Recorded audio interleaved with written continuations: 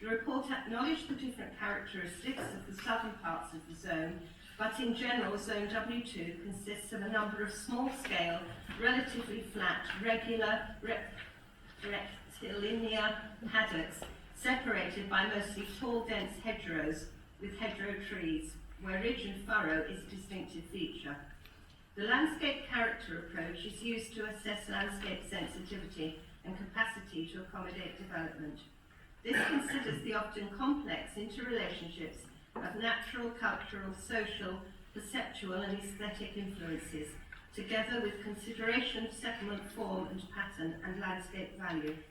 The consultants, when making their recommendation to the Council, have assessed landscape sensitivity and the capacity to accommodate development by using the landscape approach, which considers often complex interrelationships of natural, cultural, social, perceptual and aesthetic influences, together with taking into consideration the settlement form and pattern as well as landscape value. All these factors were taken into account when prioritising land for potential development. The report does acknowledge the presence of the well-preserved ridge and furrow system around most of the village. In accordance with the village design statement, this should be preserved where possible. However, any new development on the edge of the village is likely to affect ridge and furrow to some extent, which must be balanced with all other potential effects. For example, the report also acknowledges the main focal points within the village, being the windmill and church tower, views to which should not be affected by new development. A judgment has to be made in prioritising areas for potential development on the order that these could be brought forward for development in landscape and visual terms.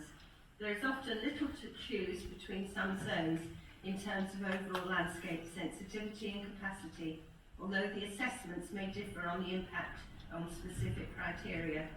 Zone W8 was assigned a slightly lower capacity due to its more open, exposed nature, where new development will be on land above 125 metres, the approximate height of land within WIN/09A, likely to create a new harsh built edge that would break the skyline, have an adverse impact on the setting of the village and the countryside, and impact on sensitive views to the windmill and church tower.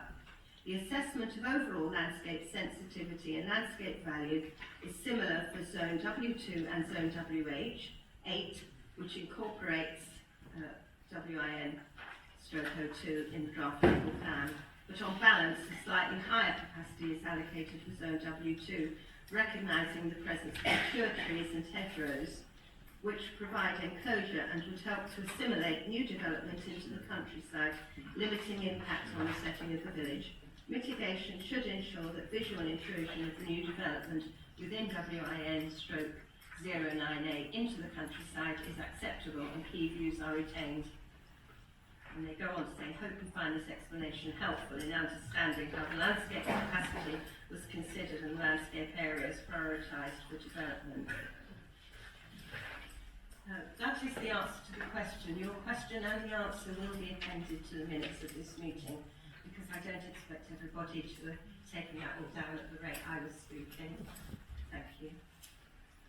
Thank you very much. I'd like to take all of that on board. Most of that I was aware of before because it's been under discussion. And may I have a 1 point for clarification?